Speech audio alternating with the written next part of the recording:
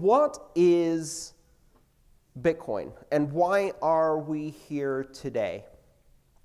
I'd like to start with the genesis story and take you back to when this started. In October of 2008, a paper was published called Bitcoin, and that paper explained how the system works. And it was published under a name of Satoshi Nakamoto. And we now know that this is not a real name. We don't know who Satoshi Nakamoto is, or they are. So somebody out there on the internet came up with an idea of how to build a digital currency, and they published the paper in October of 2008. Now, they had also written a prototype software program that ran the Bitcoin software, which they launched on January 3rd, 2009, so just a few months later. And that was the beginning of the Bitcoin system. It was the beginning of the Bitcoin network. It was the beginning of the Bitcoin currency. It was also the introduction to the world of this new concept, which has now become a word that gets said on TV every single day on the financial news channels, which is blockchain, which is one of the technologies behind the Bitcoin technology. So this sounds like a weird story, right? Some person, we don't know who it is, shows up on the internet, posts a paper, launches some software. Some other people run this software as well, and this thing starts running. Embedded within the very first block that was created on the Bitcoin blockchain, there was a message. And this message was handcrafted into the Bitcoin software, and it was embedded in there for a reason. And the message is the headline from that day from a British newspaper, the Times of London. And it says, January 3rd, 2009, Chancellor of the Exchequer on the verge of second bailout for banks, or something like that. So the headline for that day, the day Bitcoin was launched, was that the British Chancellor of the Exchequer, which is like the head of the Treasury here, right, was going to start a second bailout for the banks. Now, this may have been a coincidence. I don't think it was. I think that message tells us a bit about the motivation behind Bitcoin. And part of the motivation behind Bitcoin was this idea that the financial system that has existed and hasn't really evolved much in the last 20 years isn't serving us. It's serving someone, very well, just not us. And what's ironic is when I say us, I'm looking out at a bunch of people who represent 5% of the human population, the most privileged, who have access to the most advanced banking in the world, who have access to multiple foreign currencies, who have the ability to send and receive money with their bank. How many of you here don't have a bank account because you can't get one? One. Great. The average percentage in the United States is 18%. That means 60 million people don't have bank accounts in this country. Want to take a guess about who those people are? Poor. The poor? That's a great answer. Poverty is one of the main reasons why people don't have access to financial services, but also lack of documentation. A lack of documentation may be because they don't have legal documentation. So, of course, illegal immigrants are one of the big groups that doesn't have banking in this country. But it can also be because they don't have documentation for other reasons. A lot of perfectly legal residents of this country also don't have a driver's license. Or they don't have the necessary literacy or numeracy to open bank accounts. And in this country, 18%, that's the lowest percentage in the world for the unbanked. Every other country has more people who are unbanked, with some countries having more than 80% of the population having no access to banking whatsoever. But at the same time, if you talk to people in this country, you'll already realize that the banking system doesn't serve us either. It doesn't, right?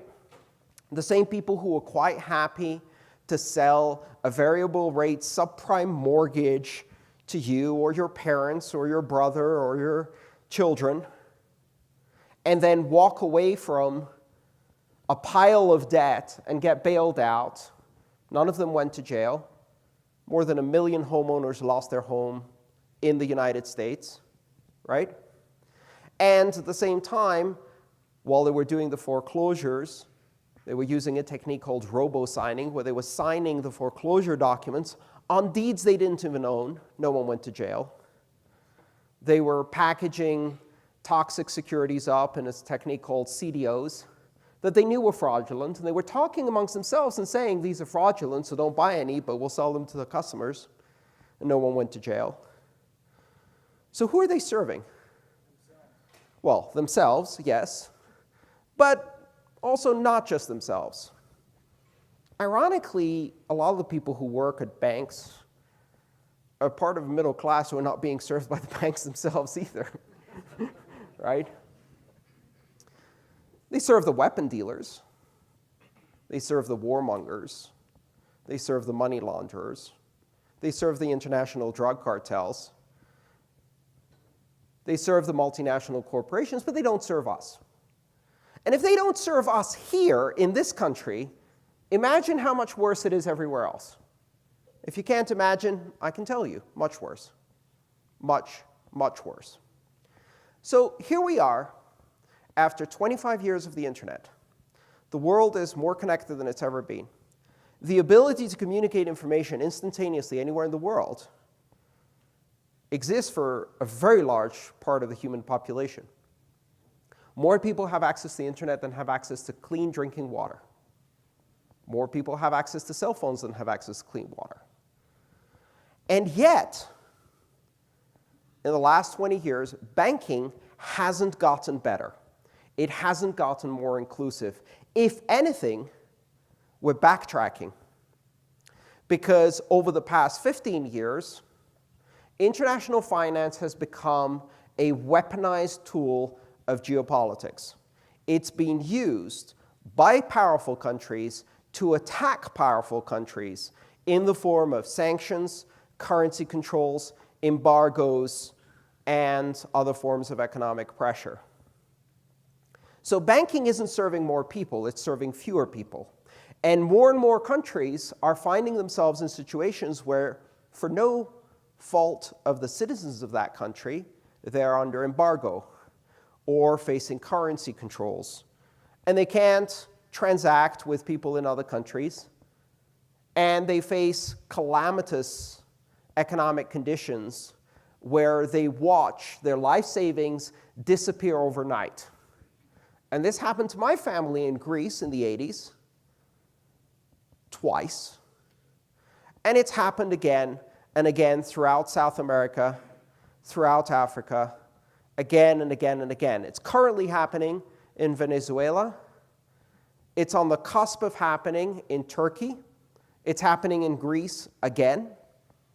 It's beginning to be a problematic situation in Argentina, in Brazil, and a bunch of other countries. So the economic system that we have is not serving people. And the internet hasn't brought us a financial system that connects everyone together.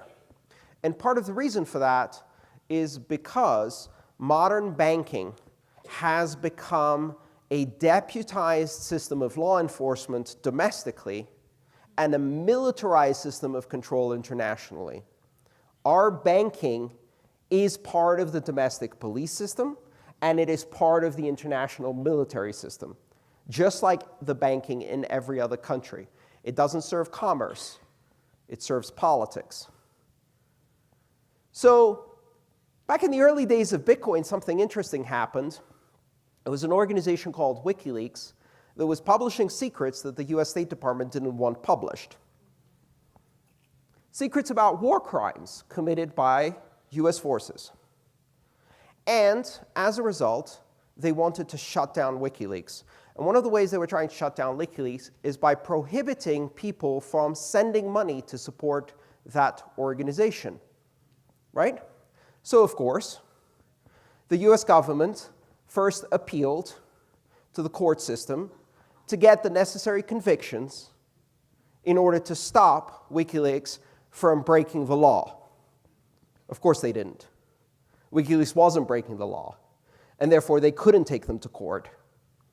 They didn't have the basis in law to take them to court. Instead, what they did was they pressured Visa, MasterCard, American Express, PayPal, and all the American banks and cut WikiLeaks off without any legal process. Now, at the same time, you could use your Visa card to send money to racist groups in Alabama, to send money to all kinds of atrocious political groups around the world, but not WikiLeaks. As this was happening, Bitcoin was just emerging. And within it, buried in that first block, was that little message. And that little message said to me and to many others, this is why we're doing this. This is why Bitcoin needs to exist. Because 25 years into the internet revolution in this world, we are no closer to having a global connected community in finance than we were 20 years ago. In fact, we are further. And the financial system is not getting better at serving people, it's getting worse at serving people. And with control over money comes corruption. And we all know that, right? Power corrupts. Absolute power corrupts absolutely, and there is no more absolute power than power over money. You have freedom of expression? Great. But if I can control where you spend your money, you don't have freedom of expression. You have the freedom to vote, but if I can control who can send money to political parties and which political parties, you don't have the freedom to vote. Watch what's happening in Russia or Turkey. That's straight out of the playbook of Putin, right? Starve them of funds, no opposition. Election with only one candidate, I win. Also, democracy. The bottom line here is this. Bitcoin didn't appear in a vacuum. And for many people, it seems miraculous how Bitcoin emerged suddenly in 2009. And nobody noticed at first. It was just the purview of a few weird geeks in a few weird mailing lists. But after a while, people started noticing, and now it's become this worldwide phenomenon. And you might be skeptical, like, some person we don't know invented something we don't understand, launched it onto the world, and now, my younger cousins think I should invest all of my money into this thing, and my aunt thinks it's a pyramid scheme, and I can't tell who's right. If you think about this as an investment, you may be missing the most important point, which is that what this represents isn't an opportunity to get rich, isn't an opportunity to find a new thing to invest in. It's an opportunity to change the fundamental way that finance, money, and banking works in the 21st century worldwide. And if you don't change it for you, if you don't think you need to change it for you, think for a moment about the billions of people who have no access to banking and no hope of ever getting access to banking. And then think about what happens if all of them are able to run a bank on a $25 Android phone, and what that does to our world. Some bad people are going to be able to do some transactions, and that's okay, because some billions of people, or good people, are going to be able to do some transactions. And that's how it works. And on that simple balance, we can change the world. So my interest in Bitcoin stems from two sides. On the one hand, I'm a geek. I love technology. It's so cool, and I get so excited by it that I can't sleep, and I want to read everything about it, and then I discover something else, and that's even more excited, and then I stay up longer, and I have some more coffee, and I read more, and I just get all excited. Some of you share that with me. You don't have to. It's okay. But some of you I know exactly what I'm talking about. And that's a really cool reason to be interested in this technology. It's the kind of technology you can learn about. It's the kind of technology that can lead to a computer science degree or a specialization in another field of study. It's something that you could learn as an accountant, as someone who works in insurance or finance, and it would be really useful and interesting as part of your career, just like learning how to use databases or build a website or whatever else you might be interested in technology. But on the other hand, I look at this technology and I'm interested in it because of politics. Not the politics of parties, the politics of principles. The politics of growing up as a kid in Greece and seeing what happens when money stops working. And this is an experience I don't wish on anyone. And it's an experience that is alien to Americans, at least in the modern era. And I hope it remains alien, but I'm not that sure it will. The bottom line is that money is this magical technology, and as long as it works, we don't need to know how it works, we don't concern ourselves with it, and we don't need to really worry about it too much. Because if we did, and we actually read about how money works, we'd be horrified. Surely that can't be true.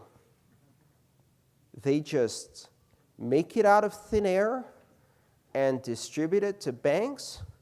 They get to lend out money that didn't exist and then charge us interest and get richer and richer. No, come on, that's a scam. That's a pyramid scheme. The dollar works on a pyramid scheme? Tell me it isn't so. If we understood modern central banking, most of us would be horrified. So it's convenient that as long as it works, we don't really need to pay attention. Well, let me tell you something. In 2008, it broke. And we didn't fix what broke. In 2008, our economy broke, the worldwide economy broke, and central banking broke hard. And it hasn't been fixed.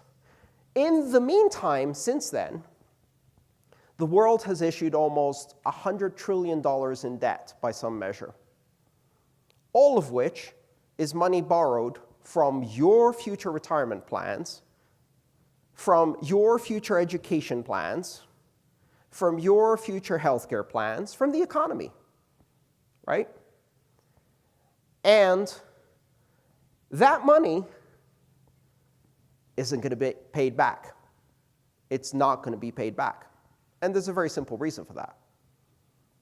Everyone's broke. JP Morgan Chase is bankrupt. Citibank is bankrupt. Bank of America is bankrupt.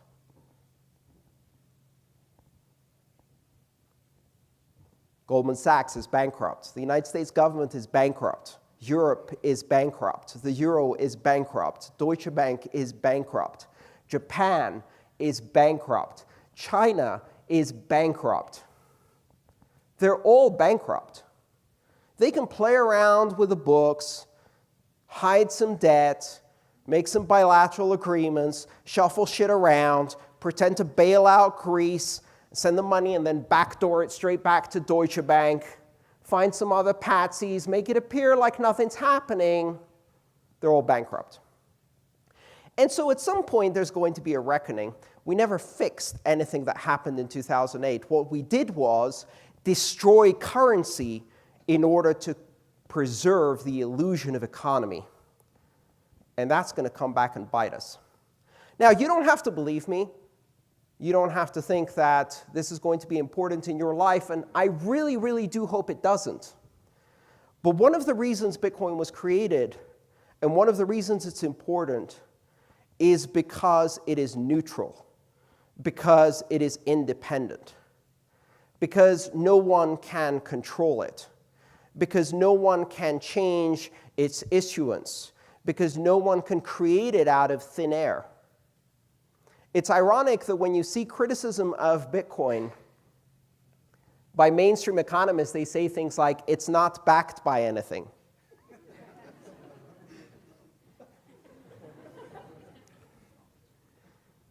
And really, the question you should be asking at that point, and the dollar is? Of course, the dollar is backed. But you really don't want to hear that story as to what it's backed by. Because then you have to learn some history about Henry Kissinger and the Saudis and a little deal made in 1971. Some towers fell, some nasty things happened, and we've been at war for 18 years. But anyway, the dollar is backed by something. War. To protect oil. And Bitcoin is backed by an international community of geeks. The same geeks who brought you the internet.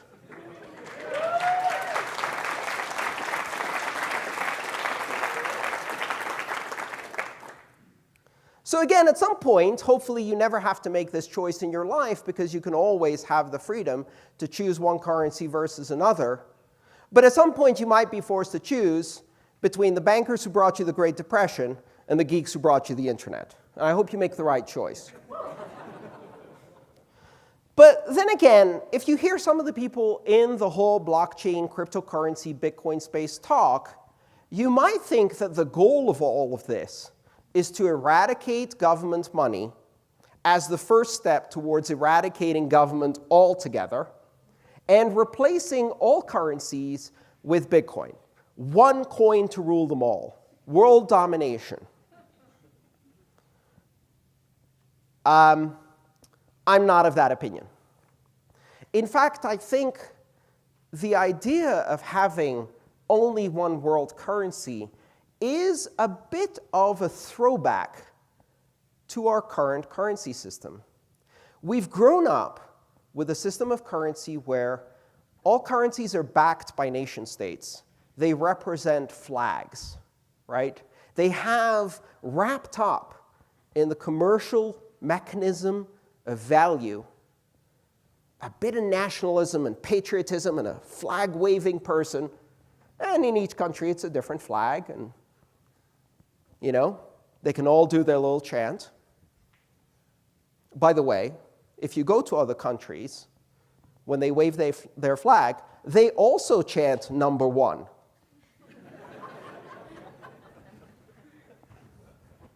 It's a bit like when you ask people, are you a good driver? And they say, yeah, definitely. And then 80% of people say they're above average driver. How does the math on that work? So we have become accustomed to a world in which currencies represent nations, and therefore they're part of this battle.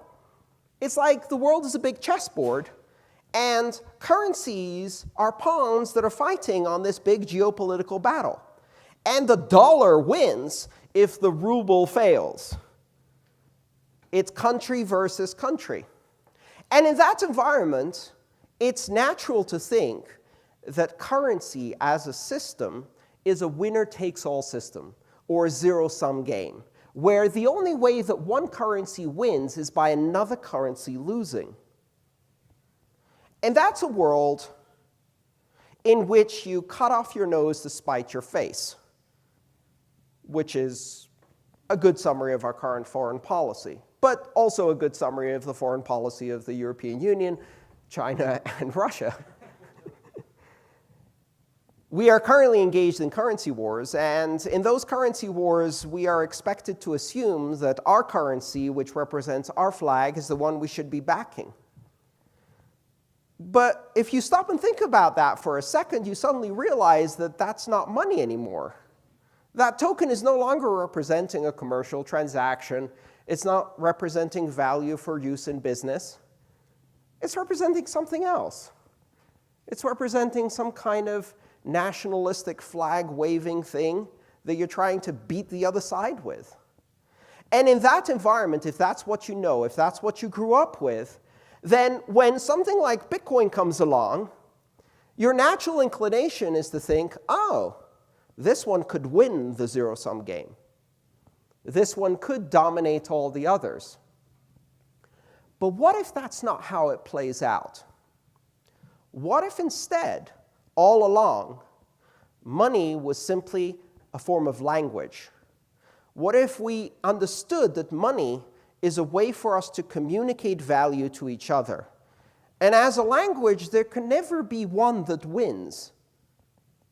There will always be variety, because every place has its tradition and its special needs. We have languages like those of the Inuit that have 8 words for snow. They don't need that in the Kalahari Desert. So they're going to have a different language that has 20 words for sand, which they don't need in Alaska. But the bottom line is that languages adapt to the local environment, and they will always keep proliferating, and there isn't one wins. In fact, if you speak 3 languages or 4 languages, you're better off than if you just speak 1. So in fact, having variety is what gives you greater value. What if money works that way? What if, in fact, we're going from a world with 195 currencies to a world with 1,000 currencies, to a world with 10,000 currencies, 100,000 currencies? And you can use as many of them as you want or not, and you can choose at any moment in time. And then when you hear that, you probably think, well, that sounds very fucking confusing. I don't want 1,000 currencies. I can barely keep track of how many euros are in a dollar when I go on vacation to Disneyland in Paris. Well, the good news is that we're not talking about traditional paper money. We're talking about purely electronic money. And all of the world's currencies are going to purely electronic money. At which point, the difficulty of trying to figure out which currency you have, which currency the shop will take, what the exchange rate is, and how to convert them is something that disappears into your smartphone or your iPad or your smartwatch or whatever other device is holding your money. And then the fact that you have 10 currencies really isn't an issue because you don't even know you have 10 different currencies. What if we're going to a world where fully connected, instantaneous commerce is possible by anyone, anywhere, and they don't even need to commit to a specific currency, and no currency wins? Because we all win by having choice.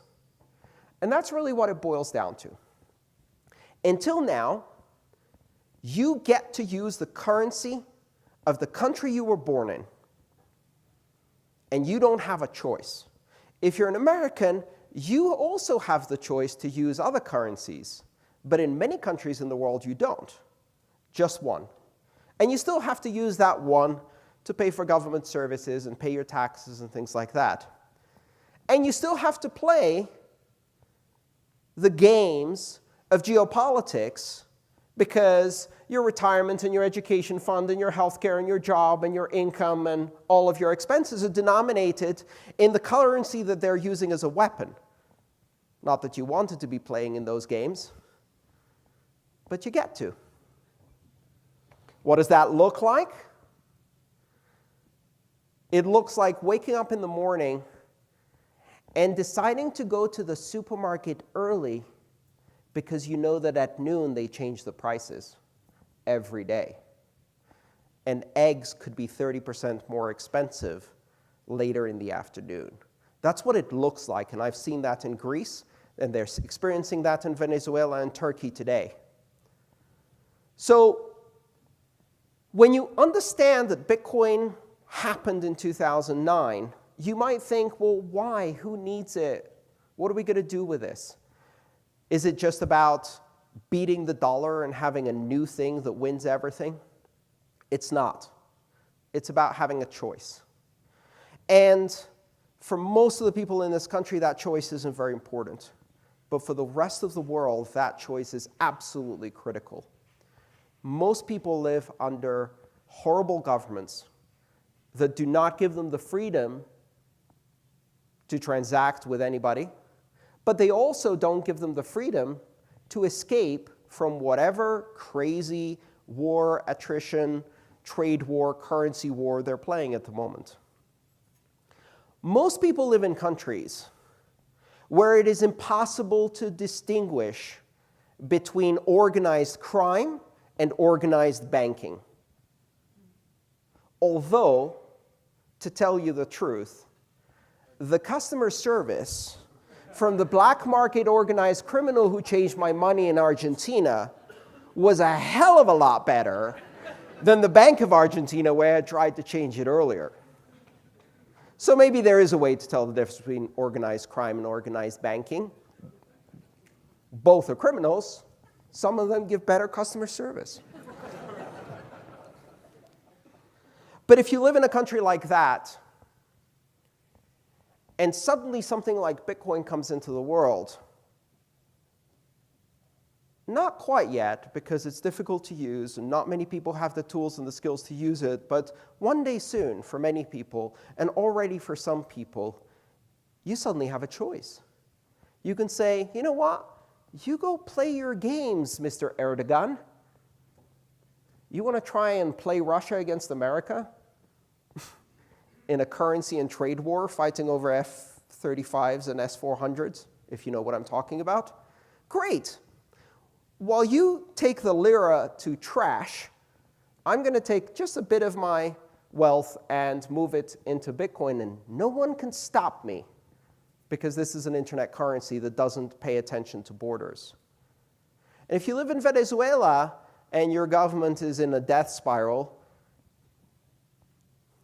you can say, I'm going to take some of my money and I'm going to convert it to Bitcoin or have someone send me Bitcoin from another country. And I'm going to be able to provide food for my children. And I'm going to be called a terrorist by my own government. And I'm going to break the law. And my children are going to get fed.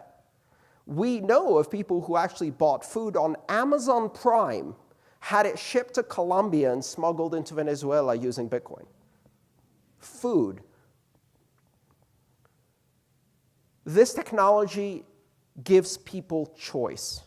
And we already have more than 1,000 currencies that are trying to find different ways to use that same basic technology to do different things. It's a very exciting technical space which has erupted over the past 10 years and created this enormous diverse environment with a lot of exciting development going on. And at the same time, it's a giant speculative bubble with a lot of greedy people running around in circles, screaming, trying to get rich. And at the same time, it's an enormously powerful international movement for freedom and choice that can change the lives of billions. Thank you.